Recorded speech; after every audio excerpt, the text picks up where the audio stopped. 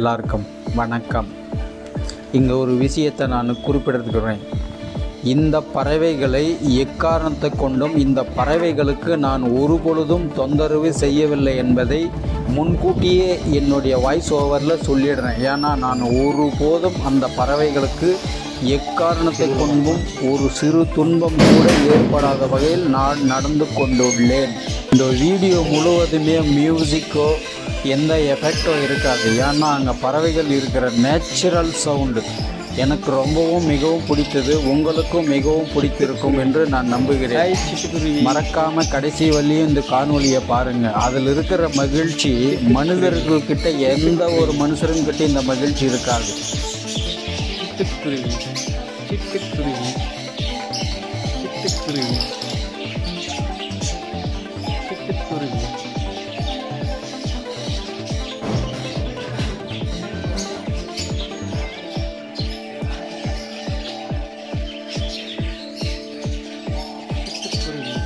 சிட்டுக்குருவி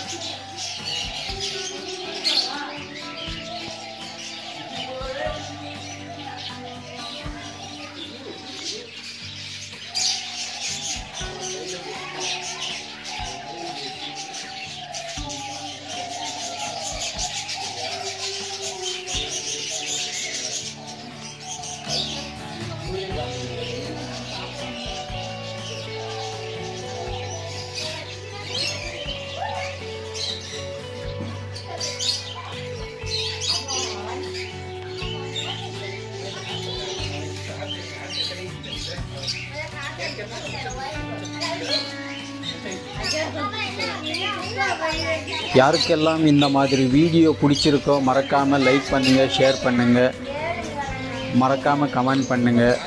உங்கள் பெல் பட்டனை ஆல்ன்ற நோட்டிஃபிகேஷனை அழுத்தி வச்சுங்க. அப்போ தான் நான் இந்த மாதிரி வீடியோ போடுறதுக்கு எனக்கும் ஒரு மோட்டிவேஷன் இருக்கும்ன்றதை சொல்லிக்கிறதுக்கு நான் விரும்புகிறேன். முகமெல்லாம் கொஞ்சம் கருப்பாக தான் இருக்கும், ஏன்னா வெயிலில் நான் இருக்கிறது. அதனால் முகம் க்ளீனாக இல்லைன்னு மட்டும் என்றைக்கும் பார்க்காதீங்க. ஏன்னா அங்கே வறட்சி வெயில் வேறு. அதனால தான் என்னுடைய முகம் என்னுடைய தலை இருக்கிறதெல்லாம் அந்த மாதிரி இருக்குது.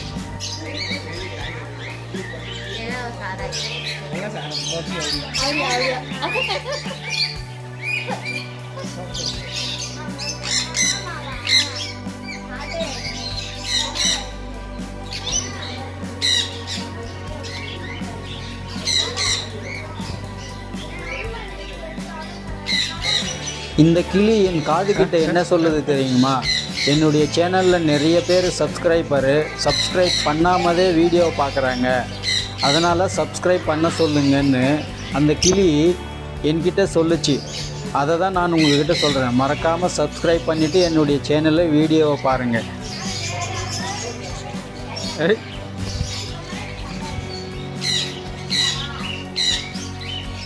இந்த மாதிரியெல்லாம் என்ஜாய் பண்ணணுன்னா நீங்கள் மொபைல்லையோ டிவிலேயோ ஆன்லைன்லேயோ எங்கே பார்த்தாலும் கண்டிப்பாக திருப்தி ஆக முடியாது. அந்த இடத்துக்கு போனால் மட்டும்தான், நீங்கள் கொஞ்சம் இன்வெஸ்ட்மெண்ட் பண்ணி நீங்கள் பண்ணால் மட்டும்தான் இந்த மாதிரி பறவைங்க கிட்ட எவ்வளோ அன்பு இருக்குன்றதை கண் கூட பார்க்க முடியும். அந்த பறவைகளுக்கெல்லாம் நான் உணவு என்ன கொடுக்குன்னு தெரியுமா?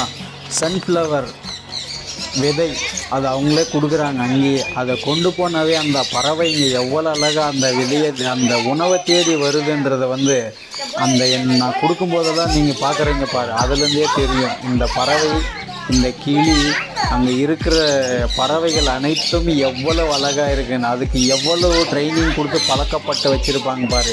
அந்த பறவை எந்த இடத்துல இருக்குதுன்னு எனக்கும் தெரியாது, அன்றைக்கு பறவைக்கு நான் யாருன்னும் தெரியாது. ஆனால் இந்த மாதிரி ஒற்றுமை இருக்குதுன்னா அந்த பறவைகள் சரணாலயத்துக்கு போனால் மட்டும்தான் கண்டிப்பாக இதெல்லாம் அனுபவிக்க முடியும்.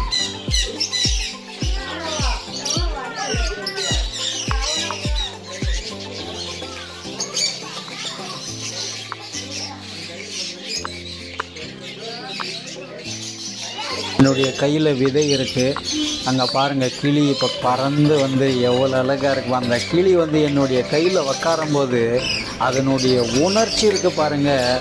அது எவ்வளவு தான் பணம் இருந்தாலோ வேறு எது இருந்தாலும் கண்டிப்பாக அதை அனுபவிக்கவும் அதனுடைய உணர்வே வேறு தான்.